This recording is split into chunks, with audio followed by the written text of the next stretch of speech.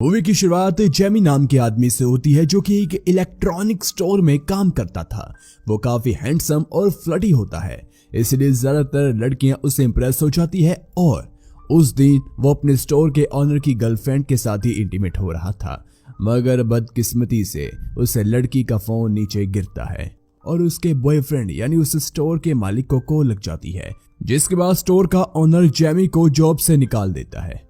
उसी रात जेमी अपनी फैमिली को ये बताता है कि उसे जॉब से निकाल दिया गया है।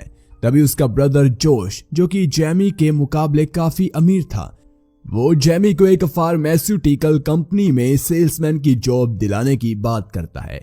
अगले दिन हम जेमी को फाइजर एक कंपनी में देखते हैं जहां उसकी ट्रेनिंग चल रही थी। कुछ दिनों तक ऐसे ही उसकी ट्रेनिंग चलती है और आखिर में ट्रेनिंग खत्म होते ही वो अपनी बॉस यानी जो ट्रेनिंग दे रही थी उसी के साथ इंटीमेट हो जाता है। नेक्स्ट डे जेमी अपने हेड से मिलता है, जो उसे बताता है कि मेडिसिन सेल करने का उसका एक फिक्स्ड टारगेट है, जिसे पूरा करने के बाद उसे प्रमोशन मिलेगी। और क्योंकि किसी भी हॉस्पिटल में डायरेक्टली सेल करना मना था, इसलिए वो हॉस्पिटल के बाहर ही काफी डॉक्टर से रिक्वेस्ट करता था कि वो अपने पेशेंट्स को फाइजर वाली मेडिसिन प्रिस्क्राइब करे। लेकिन जेमी अपने सेल में फेल हो जाता है, उसे कोई भी डॉक्टर नहीं मिलता जो उसकी दवाई प्रिस्क्राइब करे। अगले दिन दोनों एक हॉस्पिटल जाते हैं ताकि जेमी वहां अपनी मेडिसिन के सैंपल रख सके, लेकिन वहां की रिसेप्शनिस्ट इसकी परमिशन नहीं देती है, मगर जेमी अपनी फ्लर्टिंग स्किल्स का यूज कर उसे परमिशन ले लेता है। वहीं वो अपने सैंपल्स रखने के साथ अपने कॉम्पिटिटिव के सैंपल को उठाकर डस्टबिन में डाल देता है और कुछ दिन वो ऐसे ही करता है। वहीं एक शाम को हम जेमी और उसके हेड को रेस्टोरेंट में देखते हैं, जहां हेड बताता है कि जेमी अभी भी अपने टारगेट से काफी पीछे है।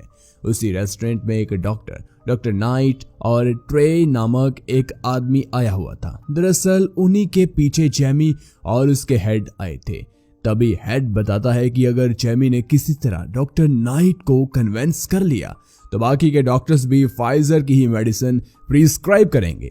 साथ ही वो ट्रे के बारे में भी बताता है कि असल में ट्रे जेमी का ही एक कॉम्पिटिटिव था और उसी की मेडिसिन जेमी डस्टबिन में डाला करता था। अगले दिन किसी तरह जेमी डॉक्टर नाइट को कुछ दिन के लिए कन्विंस कर लेता है। साथ ही वो जेमी को इंटर्न के तौर पर हॉस्पिटल में भी एंट्री दे देता है, जिसके बाद नाइट अपने एक पेशेंट को देखने जाता है। जेमी भी उसके साथ ही होता है। वहीं उस पेशेंट का नाम मैगी मोडॉश था, जिसे पार्किंसन नामक एक जानलेवा बीमारी होती है और उसी की मेडिसिन के लिए वो आई होती है। साथ ही उसके ब्रेस्ट पर एक घाव भी था, इसलिए वो डॉक्टर नाइट को अपने ब्रेस्ट दिखाती है, लेकिन जेमी भी उससे ताड़ रहा था। इसलिए जेमी जब बाहर आती है तब मैगी उसे अपने पर्स से मारती है और माफी मांगने को कहती है, लेकिन यहाँ भी जेमी उससे फ्लर्ट करने लगता है और उसका नाम पूछता है, मगर मैगी बिना कुछ बताए ही चली जाती है। घर पहुंचते ही जेमी हॉस्पिटल के रिसेप्शनिस्ट से मैगी का कांटेक्ट नंबर ले लेता है। इसी बीच जोश उसके घर आ जाता है और उसके साथ ही रहने लगता है। अब क्योंकि जेमी को मैगी पसंद आई थी, इसीलिए वो किसी तरह उससे कॉल करता है और कॉफी के लिए इनवाइट कर लेता है। मैगी भी एक कॉफी कैफे में ही काम करती थी, इसीलिए वो उसे वहां आने के लिए कहती है। वहीं दोनों जब कैफे में बात कर रहे थे तभी मैगी कहती है कि हम बातों में अपना टाइम क्यों वेस्ट कर रहे हैं, जिसके बाद मैगी उसे अपने घर ले जाती है और दोनों इंटीमेट होते हैं। असल में मैगी को किसी रिलेशनशिप में आना पसंद नहीं होता, इसलिए कैजुअली इंटीमेट होती रहती है।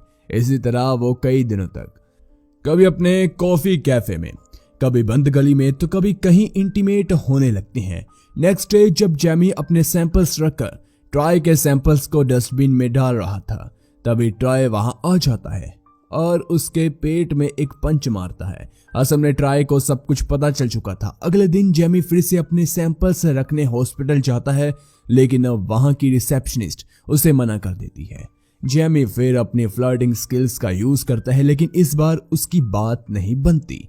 फिर जेमी मैगी के घर जाता है, जहां दोनों बातें करते हैं, जिसके दौरान मैगी एक वाइग्रा का जिक्र करती है जो कि जेमी की कंपनी बेचने वाली थी, लेकिन जेमी को इस बारे में कुछ पता नहीं था। दोनों कुछ दिन साथ ही टाइम स्पेंड करते हैं। जब जेमी उसके घर जा रहा था तब मैगी उसे कहती है कि तुम फिर से मुझे कॉल मत करना, उसने ऐसा इसलिए कहा था क्योंकि जैमी अब रिलेशनशिप में सीरियस होने लगा था, जो कि मैगी को बिल्कुल पसंद नहीं होता। और क्योंकि उसे एक जानलेवा बीमारी थी, इसीलिए वो सोचती है कि रिलेशनशिप में आकर वो अपने पार्टनर पर बोझ बन जाएगी। उसी रात जैमी, उसका हेड और जोश तीनों एक बार जा रहे थे और रास्ते में ही जैमी अपने हेड से वायग्रा वाली बात पूछता है, जिस पर उसका हेड कहता है कि हाँ, उनकी कंपनी वायग्रा सेल करने वाली है। जवाब देते हुए जैमी कहता है कि वो अब से वायग्रा ही सेल करेगा। अब क्योंकि इन चीजों में ये काम उससे अच्छा और कोई नहीं कर सकता था, उसके हेड भी उसकी परमिशन उसे दे देता है। वही बार में पहुंचने के बाद जैमी ट्राई और डॉक्टर नाइट के पास जाता है, जो कि उसी बार में थे। वहीं ट्राई और जैमी की फिर से झड़प होने वाली थी, लेकिन तभी डॉक्टर ट्राई को वहां से भेज देता है। इसके बाद जैमी डॉक्टर से उसकी मेडिसिन प्रिस्क्राइब करने के लिए कहता है। साथ ही वो एक लेडी के बारे में बताता है कि अगर डॉक्टर ने जैमी की बात मानी तो जैमी लेडी देगा इंटीमेट होने के लिए। डॉक्टर भी इस पर मान जाता है और जैमी के कंपनी की वायग्रा प्रिस्क्राइब करने के लिए राजी हो जाता है। घर आकर जैमी मैगी को कॉल करता है और बिना ज्यादा बात करे मैगी कॉल कट कर देती है। जैमी इससे खुश नहीं था, इसीलिए वो अगले दिन मैगी के घर जाता है, जहां उसे पता चलता है कि वो कुछ मेडिसिन लेने के लिए कनाडा जा रही है। ओल्ड एज लोगों के साथ जैमी भी अपनी जिद पे होता है और वो पूरी रात वहीं रुका रहता है। अगली सुबह जब मैगी वापस आती है तो वो जैमी को देखकर समझ जाती है कि वो पूरी रात वहीं रुका था। मैगी इससे थोड़ी इंप्रेस हो जाती है। फिर दोनों मैगी के घर में इंटीमेट होते हैं। नेक्स्ट डे से जैमी वायग्रा की सेल्स में लग जाता है, क्योंकि उनका प्रोडक्ट भी काफी अच्छा था और जैमी की सेल्स टेक्निक भी, इसीलिए वो काफी वायग्रा सेल कर देता है। वहीं कुछ दिन जैमी और मैगी फिर से एक साथ में टाइम स्पेंड करते हैं और एक दिन मैगी की बीमारी बढ़ जाती है, साथ ही उसकी मेडिसिन भी खत्म हो रखी थी, इसीलिए उसे काफी दिक्कत होती है। रात को जैमी उसके घर आता है तो मैगी उससे पूछती है कि तुम्हें मेरे साथ क्यों रहना है। दरअसल मैगी को लग रहा था कि जैमी उसके साथ सिर्फ उसे सिंपैथी देने के लिए रह रहा है। इसी बीच दोनों में बहस हो जाती है और फिर जैमी घर से जा रहा होता है, तभी मैगी के हाथों से ग्लास नीचे गिरकर टूट जाता है, जिसकी आवाज सुनकर जैमी वापस आता है और उसे हक कर सपोर्ट देता है। कुछ दिनों बाद जैमी को एक मीटिंग के लिए शिकागो जाना था, इसीलिए वो मैगी को भी अपने साथ ले जाता है।